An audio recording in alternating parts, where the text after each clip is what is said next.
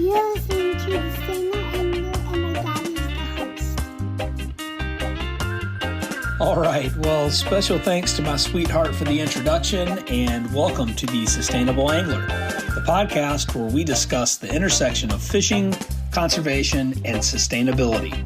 I'm your host, Rick Crawford. So I'm super excited to share this new 4-part series called The Rise of Sustainability Regulations with special guest James Pollack from Marten Law, where we will take a deep dive into PFAS, Extended Producer Responsibility or EPR, for packaging and textiles, climate-related disclosures, and green marketing claims that are impacting fishing and outdoor brands all over the country over the next 4 weeks.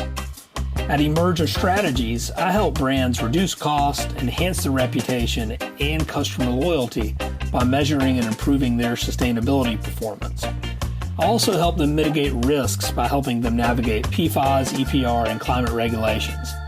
But I thought it would be beneficial for business owners and brands listening to hear it from James, who's an environmental and regulatory lawyer who helps outdoor gear, apparel, and footwear industries reduce their environmental impact and market sustainability in transparent ways. James counsels trusted national brands on the complicated regulatory and litigation environments surrounding material inputs, emerging contaminants, green marketing claims, and climate impacts, and I'm thrilled to share this special podcast series on the rise of sustainability regulations with y'all. In this episode, James and I discuss climate-related disclosures and how companies of certain sizes that are doing business in California will need to disclose their scopes 1, 2, and 3 greenhouse gas emissions, understand how climate change will impact their businesses, and how the voluntary carbon market is also being regulated, which can impact businesses of all sizes. We also define Scope 1, 2, and 3 emissions, provide examples of how brands are reducing their carbon footprint, and how there are a growing number of states who will likely begin regulating climate-related disclosures in the near future. The Sustainable Angler is available anywhere you listen to podcasts and is also airing Saturdays at 2 p.m. on Charleston's first and only community-supported radio station, OWN Radio 96.3 FM. If you like what you're hearing, an absolutely free way to show your support is by leaving it a 5-star rating and review on Apple Podcast or Spotify. This episode of the Sustainable Angler podcast is brought to you by Emerger Strategies and A New Earth Project, the sustainability initiative of Atlantic Packaging. Did you know that sustainability isn't just the right thing to do, it's smart business?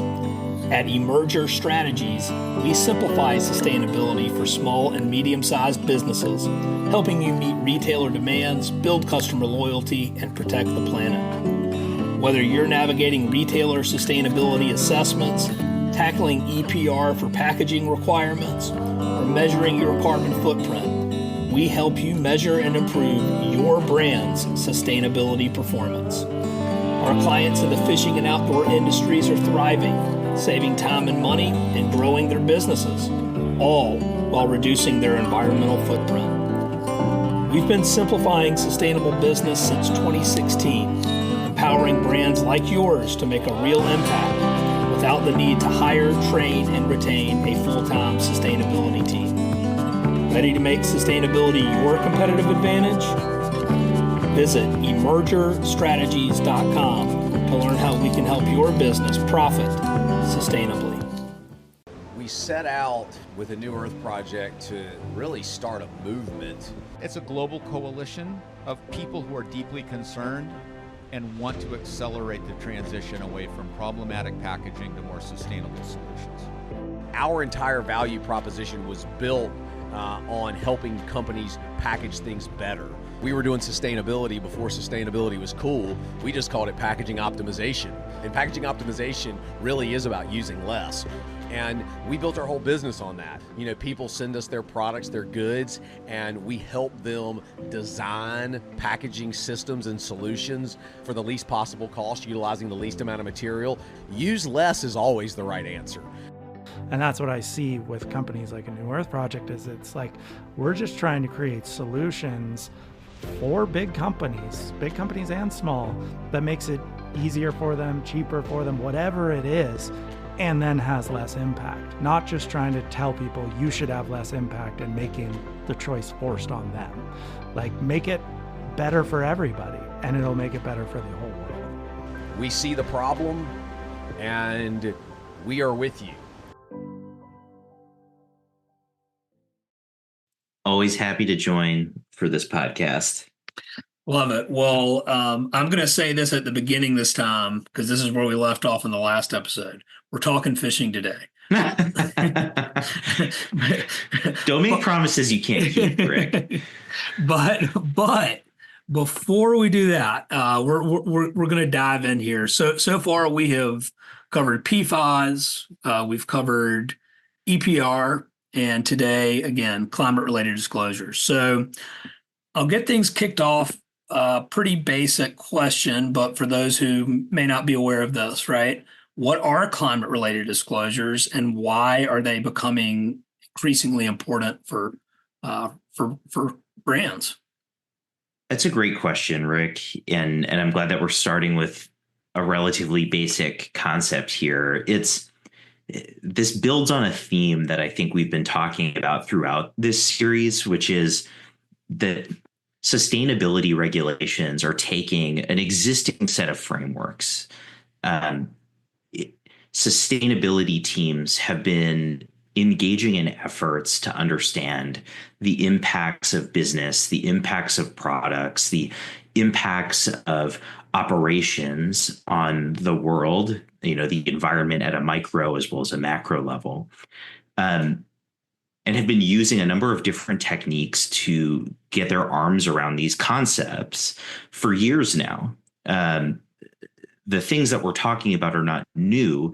What's new is taking those concepts and incorporating them into legal frameworks. So in the case of climate disclosure or disclosures around climate, these are attempts by regulators to incorporate techniques that have been developed in the sustainability world to measure the impact of operations, of individual products, of any number of aspects of a business on the climate. So if you put a product to market, what are the CO2 or CO2 equivalent impacts of that particular product on the market? Or what are the CO2 or CO2 equivalent impacts from your operations, and the different ways that we measure those operations? And I'm sure we're going to get into the details here of scoped emissions and estimating those equivalencies. But the critical piece here is these jurisdictions are trying to get folks to engage in what was previously a largely voluntary set of efforts to measure and publicize the impacts of operations and turn it into a mandatory set of frameworks. And it's really it's a set of techniques or a movement that's gaining momentum in the public policy sphere. Jurisdictions are starting to adopt these laws, and we'll talk about a few examples of that over the course of this podcast. Cool. Well, thank you for setting the stage. It's super helpful, and that's I see it in my business and working with brands to help them measure their and another way of saying this, a non-legal way, I guess, for those listening who might be a little bit confused about this. We're talking about the carbon footprint of a company. Yeah. And so it's really, looking at operations as well as supply chain emissions. And so we'll dive a little bit deeper into that. But can you, James, for right now, and I guess a lot of things are changing, right? But can you break down what are some of the current and or upcoming regulations around climate disclosures, whether that's SEC or California climate accountability laws? Yeah, so I think the SEC proposal, it's something that this is the U.S. Securities and Exchange Commission. They are the federal entity that deals Not the with. Southeastern Conference. Yeah. No, Okay. different SEC. Yeah. Okay. This one, although the SEC has grown in its own geographic scope, this one is truly national Yeah. in scope. Right. I still mourn the loss of the Pac-12 Yeah. as a West Coaster myself. Yeah. No, but the SEC in DC, the Securities and Exchange Commission, Yeah. they tend to focus on things related to financial risk. So, they set the requirements for financial risk disclosures or disclosures around operations that affect the value of a publicly traded or publicly listed entity. And over the last decade or so, there's been a growing movement to have the SEC also create mandates around disclosure of climate impact, the carbon footprint, as you put it. And there's been a lot of political controversy around the SEC's efforts to engage in that. There was a proposal that ended up getting adopted. There were some pretty significant legal challenges. A lot of that is still ongoing. And so, and the scope of that regulation was relatively limited in scale, as it impacts specifically publicly traded entities. It was limited in the type of emissions that it was requiring reporting on. It's still subject to challenge. So I'm actually going to mostly put that into a corner, if you don't mind. Yep. And instead, I think it's really useful to talk about California, because California has a series of different requirements that get at different aspects of climate disclosure, and including ones that I haven't mentioned up to this point. Okay. So on one side, we have the kind of traditional disclosure report requirement, what's known as the Climate Corporate Data Accountability Act, or CCDAA. SB 253 might be another way that folks hear about this. And this is really the traditional climate disclosure model, which is that it requires companies doing business in California to disclose their emissions, and it categorizes based off of the scoped emissions over a series of years, and that those emissions disclosures be independently verified and be provided publicly on a database through California's Air Resources Board, or CARB. This is the entity that it's actually one of the strongest air regulators in the country, because the Clean Air Act, not to dive into it a little bit and get nerdy, but the Clean Air Act, the federal Clean Air Act, carves out some very specific provisions that empowers California in unique ways around air, because of the historic nature of California's air pollution problems, especially in Los Angeles.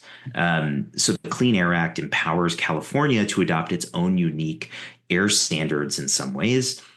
The one that's most well known is mobile source emissions, or CARS.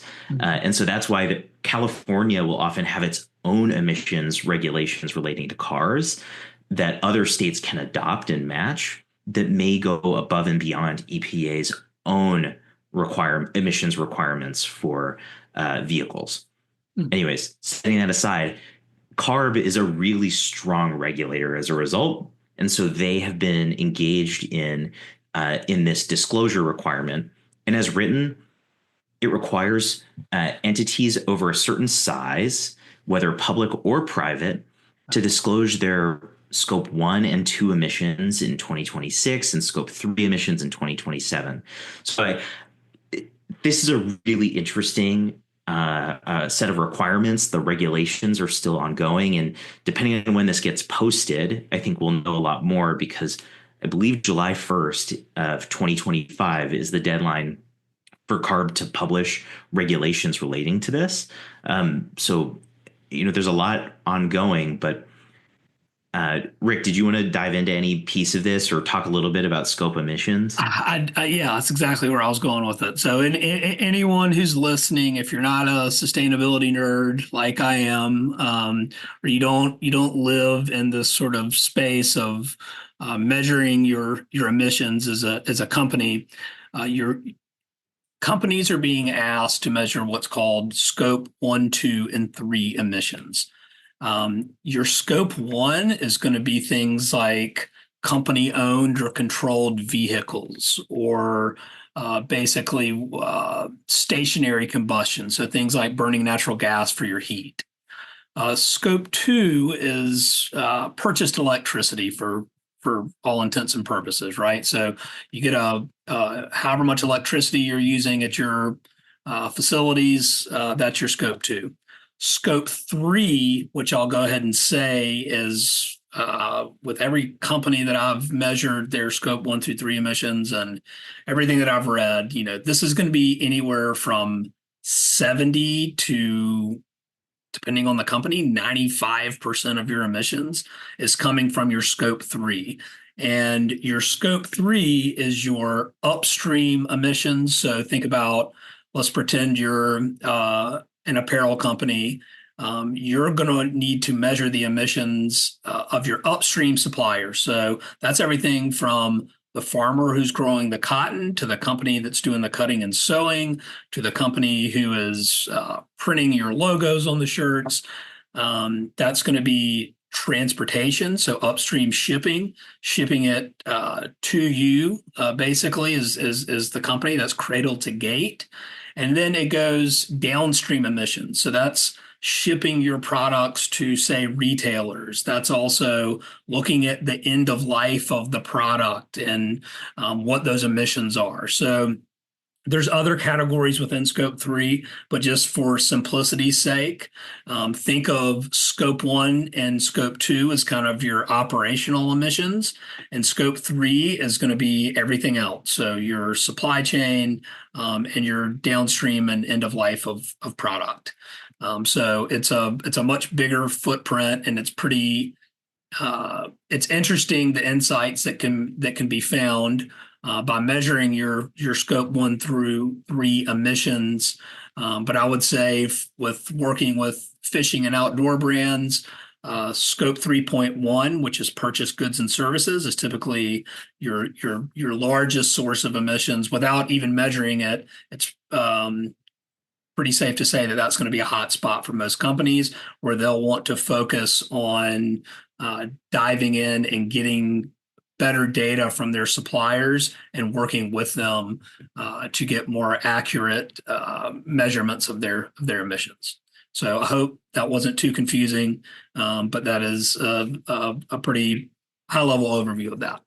No, I mean, I think it's really interesting when you dive into those scoped emissions, because it shows just how much of your climate impact is out of your direct control. Yeah. So much of it is actually supply chain dependent. And looking at your scope 1 and scope 2, which are in your control, scope 1, you're thinking about your direct impacts, the stuff that you yourself are doing. For us, we have a law firm. Our scope 1 impacts relatively minimal, other than traveling for speaking engagements or things like that. Our scope 2 emissions are relatively small as well. I mean, we have a Seattle-based office. We have looked into the electric generation that feeds our server, for example. That's a very different set of impacts than if you were looking at. Instead, let's pretend I was a brand manufacturing or that had apparel manufactured abroad. Our scope 3 emissions would then incorporate like the electronic or the grid composition of whatever country we're sourcing from, and are they using coal to heat their factory? Are they using hydro? What is the electric generation makeup of that region? Even you start to quickly see that the impacts are actually upstream from you. It's how is your cotton sourced? How are your raw materials sourced? How are your factories electrified or not? Powered.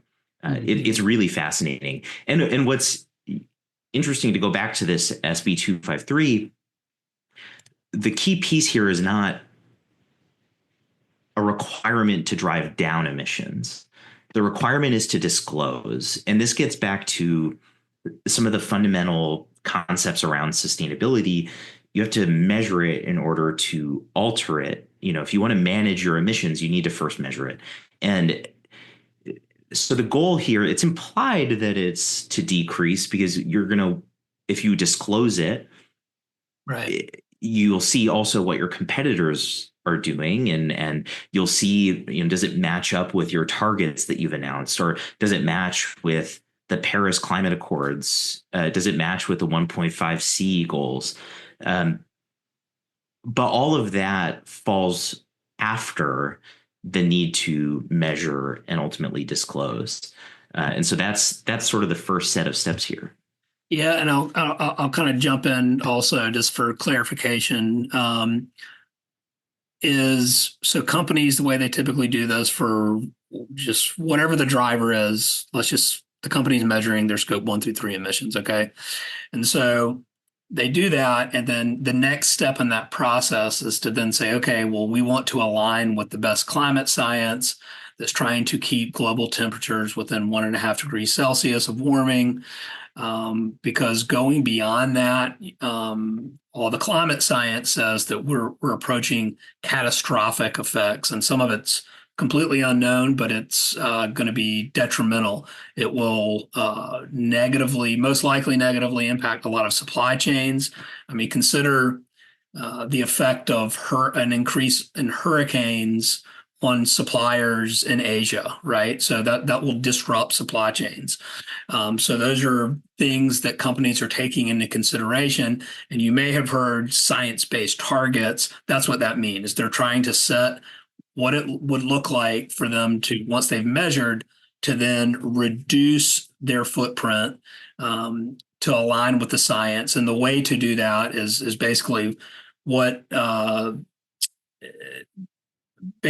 climate science says, is that in order to avoid catastrophic effects, we essentially have to be carbon neutral by 2030 and be at net zero emissions by 2050. So that means that globally, we will need to make a transition and reduce emissions more or less to zero by 2050. So that's how companies are doing it, right? They're going to measure their footprint. They're going to set a net zero by 2050 goal and figure out what their science-based reduction targets are to meet that goal. And so that is when you hear about all these, this company's committed to net zero emissions by 2050, that's what they're doing. They got to measure it, and then they've got to create a climate action plan that provides different strategies and different ways for them to reduce their footprint. And just to provide some pretty quick examples on that, if you were looking at scope 1 stationary combustion, okay, let's say that your office makes a transition to away from natural gas heat, so you electrify your heat, and it's more efficient, so you can reduce that. For purchase electricity, we're talking about energy efficiency. We're talking about renewable energy. That's going to reduce the emissions from your purchase electricity. And then with scope 3, what James kind of mentioned earlier was like figuring out how your suppliers, how their grid works. Are there ways that you could help some of your main suppliers electrify some of their processes?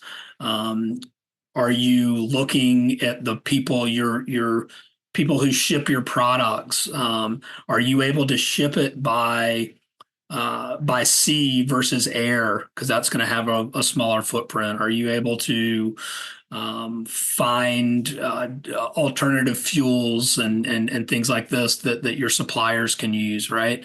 And so those are just a few examples, but this is kind of how this works is to say, okay, well, it's good to measure it. You need to have your baseline to measure progress against.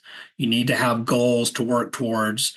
The difficult part is in the how the heck are we going to do this? So anyway, that's also, I see challenges as opportunities, and a lot of this, and particularly in your operations, which is the lowest hanging fruit. If you're a brand, you will want to. That's where you're going to see cost reductions, and that's how you can make the business case for those kind of decisions. But anyway, that's I digress. So that is maybe too much information, but that is where we are. And so with SB 253, you said in scope 1 and scope 2, you got to have measured by 2026, scope 3 by 2027. What other oh yeah, you mentioned thresholds. What are those thresholds look like for those companies in California? Yeah, I mean, the thresholds are quite large. And so that's, I think, maybe I should have previewed that at the beginning, but we're talking about businesses with total annual revenues in excess of $1 billion that do business in California. So quite large. The details still need to be hammered out, but there is a lot of discussion around aligning the scope 1, scope 2, scope 3 definitions, the methodologies for measurement and reporting with OECD guidelines that have been adopted. We haven't talked about the EU, but the EU has its own frameworks that it's working on around climate disclosure. And so working to unify those efforts to make sure that folks can create one report to rule them all, as opposed to develop specific reports for specific jurisdictions, it'd be great for easing this process. But just know that those are in development. And just like with the SEC rule, this law has been subject to challenge. Those challenges are ongoing. There was some movement on them earlier in 2025. Several of the claims challenging this law, as well as another law that we're about to talk about, were dismissed. But there are some ongoing challenges still. Basically, when you file a complaint, you challenge a law or a practice, a regulation, you'll list a number of different justifications. And so several of those justifications for the challenge were dismissed, but there's at least one remaining. And so that litigation process is ongoing while the regulatory process continues. So just know it's subject to legal challenge. That legal challenge is ongoing. I don't want to get too much into the details because I'm not positive exactly when this will come out, but just keep an eye out. The second law that I was alluding to, though, is the Climate-Related Financial Risk Act, or CRFRA, SB 261. And this one is slightly different in its scope. It's a type of climate disclosure that we haven't talked about. We've been talking about disclosure of climate impact. The other side of that coin is disclosure of how the climate will impact your business. So what this law in California will require is that companies doing business in California above a certain size, which I'm going to front load that now. Let me just pull up my notes. I believe it was $500 million. I think that's right. Need to disclose, and it's public or private, that are doing business in California, need to disclose the. Go ahead. Sorry. The point of clarification. The 500 million doing business in California. Is that a company, just for example's sake, that's based in Charleston and does 500 million in revenue, but also sells into California, or I'm doing 500 million in California? The first one. So the way that doing business so 500 million total annual revenues in excess of $500 million. Whether you measure that globally or locally, that's something that will likely be hammered out in detail in the regulations.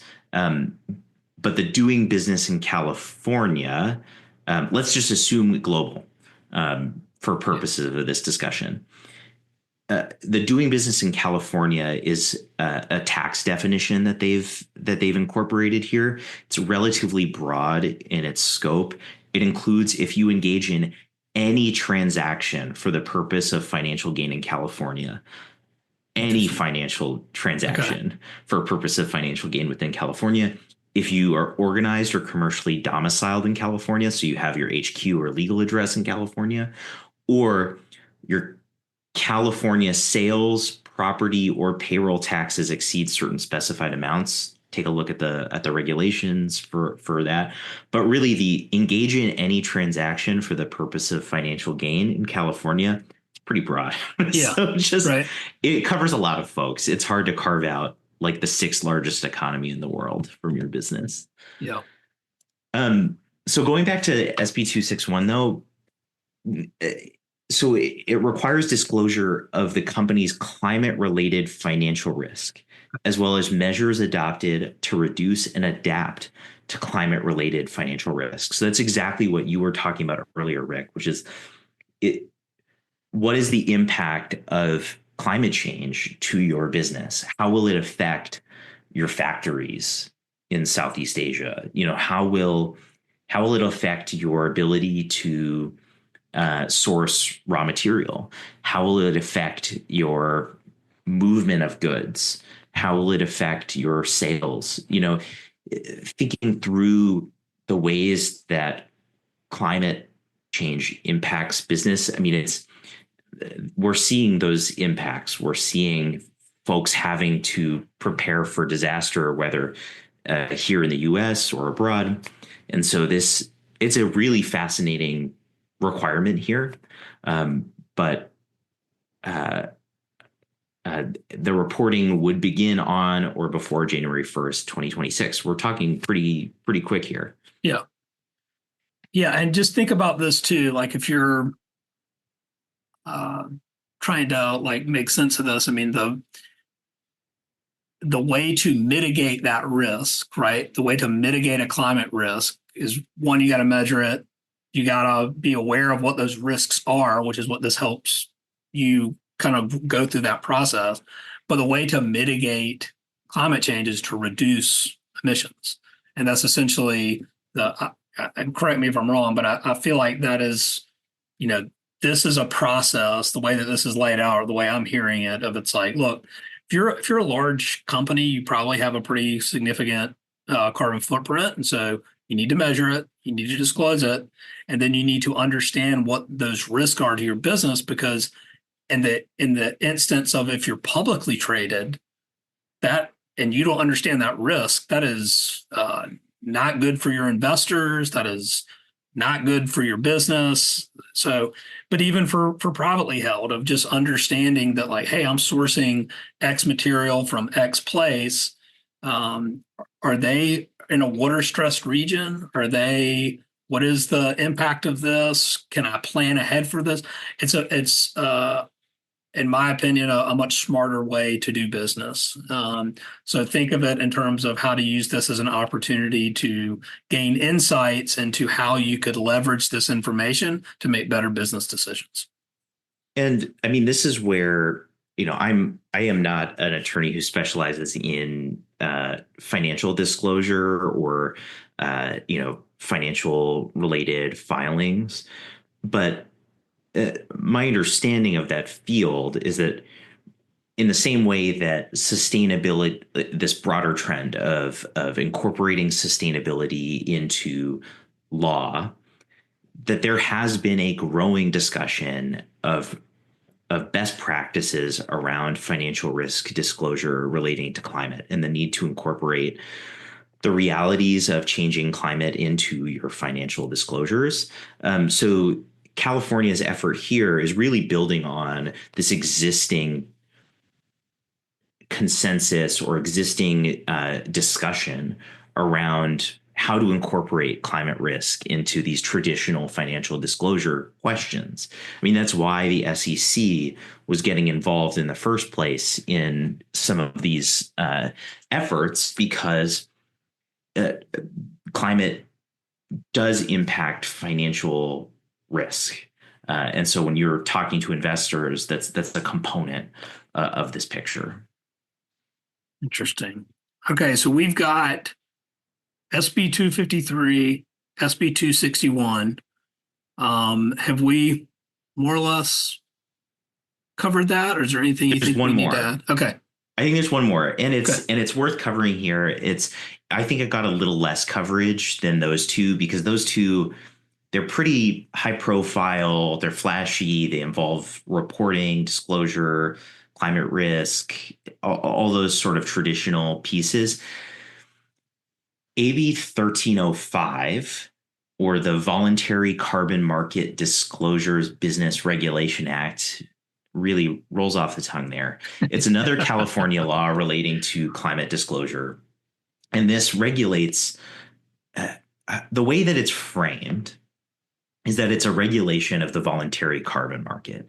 So for folks who are familiar with how people are going about mitigating their climate impacts, there are a number of different strategies. I mean, you can, on one end, once you've measured your climate impacts, you can look to reduce through changing your operations. So exactly what you were describing, transitioning from air freight to water freight, changing the types of water freight that you're using, changing your operations to actually decrease your emissions. Another way of offsetting those emissions is through the use of carbon offsets. And those take a number of different forms. One form that takes is voluntary carbon offsets. And this is a marketplace that's very diverse in its scope. There are a lot of folks who have entered the voluntary carbon market, and there is a lot of academic literature about the voluntary carbon market. What this California law is attempting to get at is regulate the carbon market. So regulate the types of credits that are available on the market, understand the verification of those credits, ensuring that they're robust. And so a lot of this law focuses on the sellers or the marketplaces or the creators of these credits. I think a piece of this, though, that got a little bit less attention is the flip side component, which is that for folks who make claims, so this is starting to get into green claims, which may be the subject of a future discussion, but for folks who make green claims regarding the achievement of net zero emission, carbon neutral status, or even significant carbon reductions, need to make disclosures on their website if they make those claims based off of the use of voluntary carbon credits. So, not only do you have to disclose that that's how you did it, but you have to basically show your work. You need to show how it was determined that you accomplished that. How you made interim progress toward those goals, how you're measuring it.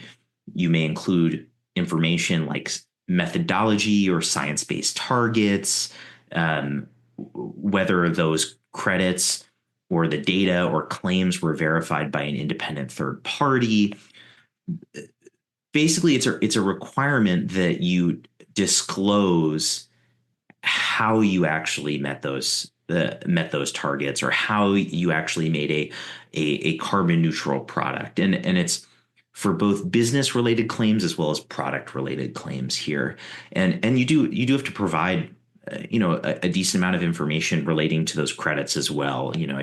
It's not just saying how you made it, how that math worked out. It's the name of the offset seller and registry, the project name and identification number of the registry, the type and location, whether the offsets were purchased, whether they're related to carbon removal or avoided emissions, or there's a good amount of information required here. Uh, this does not have the same kind of threshold requirements. So no matter how much revenue you have, this is That's active law in California. Yeah. It has its own civil penalty structure, so there's that as well. And there was some disagreement around when it went into effect, but I would say even with that disagreement, it is on the books now, and so it is active law that folks should be aware of, and I think it went a little undercovered because of those other two laws. Yeah. They definitely got all the attention, but I mean, I've worked with brands to measure and offset, go through this whole process, right, of measuring, setting targets, setting goals, creating climate action plans. And for a company, I think some companies, you could measure their scope 1 through 3. And by the way, I should also preface this by saying this has rapidly evolved in the last 5 years. This was like in 2019, things for whatever reason, I don't know what spurred it, but things started to all of a sudden, I guess a lot of companies started making carbon neutral claims where they were just buying offsets for their entire footprint, but weren't doing anything to actually reduce it. So the offsets came under scrutiny. There were some bad actors with offsets, and not all of them are bad. A lot of them do good, but one of the key components to quality offsets are that they're third-party verified and they're also additional. And so meaning that they would not happen like you buying that carbon offset is supporting something that wouldn't have happened otherwise. And so it's just, you got to disclose as much as you can when you're going that route. And now it's by law in California. I think it's interesting that there's not a threshold.